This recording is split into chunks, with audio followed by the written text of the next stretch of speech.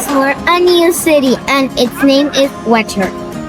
Guys, we're going on a bullet train for the first time! From Guangzhou to Shenzhen.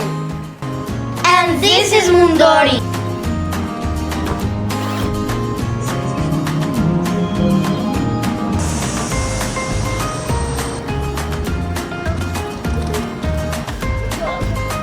I really liked the business class seats because they were comfortable and tilted.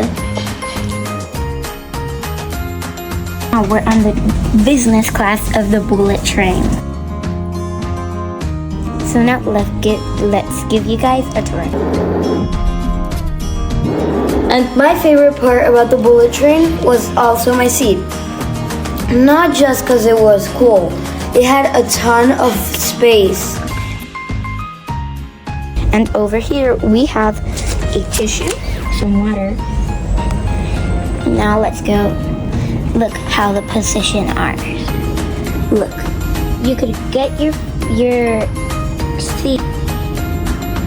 There's a lot of positions. Also, And I got to even sleep for a few minutes. It was so comfy.